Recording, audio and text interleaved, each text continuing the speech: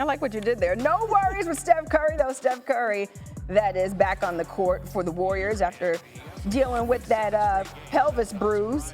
Warriors taking on the Pelicans. Curry off the screen, steps back. You know what he's going to do here. Hit the three. Warriors only trailing by one, back like he never left. Under 4.5 left in the first half. Curry, again, from his favorite spot. Just run it over and over and over again. Not a lot of space on that shot as well. Warriors up by one. 1 minute left in the first half. Draymond Green finds Curry. I mean, we could just run this back because this is all you're going to see in this game. 16 points in the first half for Steph Curry. Warriors would trail by 3 to end the first half. Draymond Green grabs the rebound, gets it to Jimmy Butler. On the other end, lays it in. Warriors up 96 to 85. 7 minutes to play. Curry with the pass to Green. Green finds Buddy Hield. Gets a three-pointer plus the foul, and Buddy Hield is fired up. Warriors up by 15 after a couple free throws. Butler with the pass to Curry. Curry pump fakes, gets it to Buddy Hield, and that'll be all she wrote. Warriors get the win 111 to 95. Let's stay out west for this must-SC. I don't know if it's a must-SC because it feels like a daily occurrence now for Nikola Jokic. Gets the ball, Euro step, 62 feet, up, drains it. Look it. He's like, let me heave it, and let's see what happens. It goes in. Let's see what happens. Are you kidding? Let's go back to January 23rd against the Kings. End of the third quarter. Look at another heave without even a doubt. In it goes. Unbelievable. He just makes it look so easy. That's what I'm saying. I don't know if it's a must-see. You're going to see it again. Jokic just hitting crazy shots all over the place. 14 rebounds, 6 dimes. Nuggets win it 129-93. But the unreal play, obviously the highlight. Pistons, are they a story? Yeah, the Cavs are pretty good too. But the Pistons, am I right? Tim Hardaway Jr. and the Pistons taking on the Cavaliers here early in the third quarter. Usar Thompson finding Hardaway Jr. in the corner. Pistons up by 10 against the Cavs. Here's Hardaway Jr. knocking down the triple. Another three from the corner. He finished with a team-high 32 points. Pistons lead 74-62. Here's Isaiah Stewart driving inside, goes behind the back, gets the bucket and one.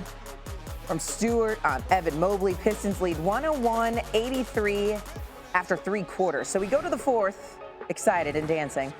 Cavs trailing 114-101. Darius Garland feeds Donovan Mitchell inside, bucket and the foul. Mitchell would make the free throws. Cavs down 10. Garland finding Mitchell. Ooh, long triple. Cavs trailing only by 7 now. Mitchell again from beyond the arc gets that one to go. He finished with a game-high 38 points. Didn't matter, though. Cavs within 2. Did I just give it away? Schroeder drains, step-back triple. Pistons lead 129-118. Here's Thompson stealing it from Garland. That is all she wrote. Pistons win it 133-122. They snap a 12-game losing streak against those Cavaliers. It's so great to have against Davis Dennis Jr. here with us as we talk more about these Pistons that have been such a good story in the NBA. I mean, this is a team that only won, checks notes, 14 games last season. Now look where we're at. But nonetheless, how nervous should teams be about taking on the Pistons?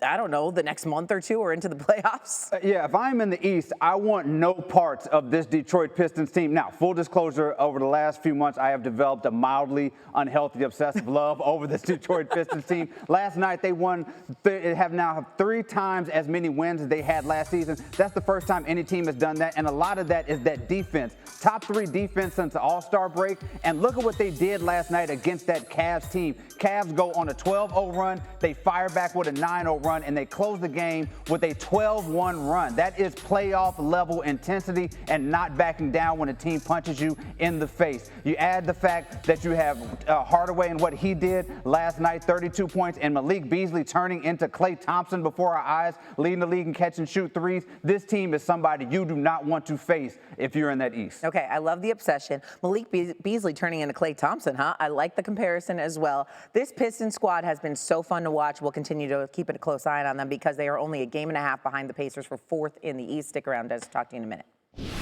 All right, some more action in the East. Bucks, the 6th seed, entering Friday and a half game behind the Pistons for 5th. Knicks, 3rd seed, entering Friday and already clinched a playoff spot. Early in the first quarter, Taurean Prince gets the steal, gets to Giannis Antetokounmpo.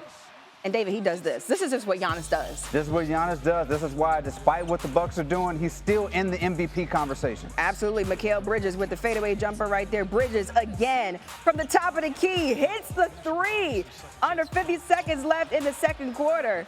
OG Anunoby with the steal. Gets it to Mikal Bridges for the two-hand slam. And dare I say, my New York Knicks, that they are contenders and not pretenders.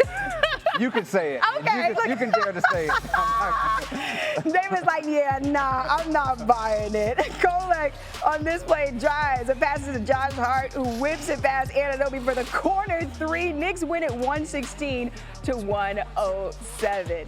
All right, well, Damian Lillard is out indefinitely with essentially a blood clot in his calf. And even with Giannis, though, David, how convinced are you that this Milwaukee team might be one and done in the postseason? I know. We go from a Detroit Pistons team that I love to a Bucks team that's made me actually really, really sad because they don't really have a shot. They have not had a fair shot at a championship run since they won that championship.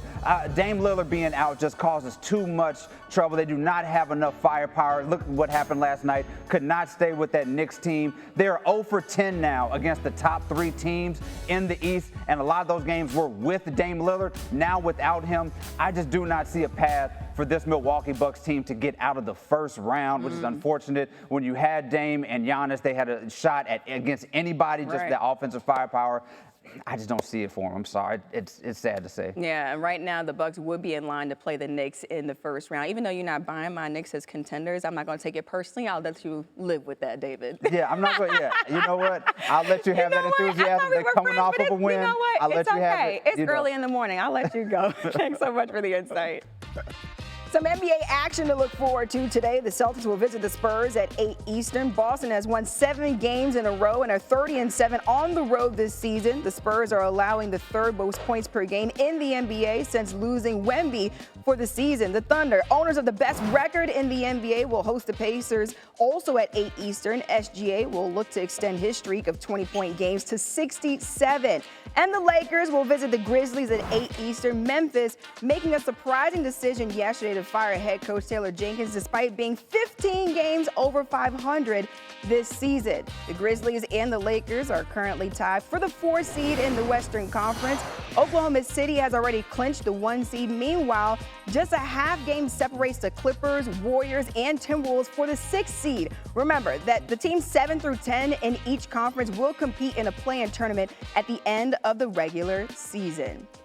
David Dennis Jr. back here with us, and the lasting image that the Lakers had from that last game was a buzzer beater by Josh Giddey from 47 feet. Shae cannot stop talking about it. So why are you more concerned, though, with something else from that game? Well, I can't stop talking about it either. That was the most incredible ending that we've seen since Reggie Miller in Madison Square Garden when I was watching Power Rangers. That was one of the great endings we'll ever see. But yes, the long-term thing with the Lakers here is a word that I've been using since Luka got there, and that's sustainability. I have issues about what they're looking like in that fourth quarter. They gave up 11 threes to the Bulls in that fourth quarter. Luka and LeBron combined for 7 points in that fourth. This team has lost 8 out of their last 12 games, and it looks like a stamina issue. It looks like they're running out of steam. We've talked about Luka and the fact that he, struggles down the stretch sometimes with that stamina. LeBron is coming off an injury. He's 40, and now you're going to a playoffs where you have to perform like this every 48 hours. Yeah. I'm just concerned about how they're going to hold up to that amount of games, that amount of intensity that's required for them to uphold that defense. Yeah, the postseason is basically having another season after the regular season, so stamina is going to be important. Meanwhile, their crosstown rival, the Clippers, they won again, cruising against Brooklyn. They put up 132 points. Who's the best team in LA right now? Amina. Come on, come on. The Los Angeles Clippers are the best team in Los Angeles. Look, I know everybody, you may be shocked about that. Then you're going to tell me all the stuff that I've already heard already. James Harden in the playoffs. Kawhi Leonard, is he going to be healthy? Right now, on March 29th, this team is playing as well as anybody in the Western Conference. There are 2 players who averaged 25 points in March, 2 teammates, James Harden and Kawhi Leonard. Kawhi looks like healthy, prime Kawhi. This team, defensively, top 3 defense in the league. Zubac is not letting anybody score in the paint on them. You look at this Clippers team. If they can avoid OKC in that first round, they have a shot against anybody in the West in the first round. That may be a Lakers team that they have to face in the city. And if that happens, I am still taking the Clippers over the Lakers in a first-round series. Yeah, the Clippers, they've won 10 of their last 12 games, and a healthy Kawhi is a dangerous Kawhi, especially in the playoffs. David with the latest. Thanks so much.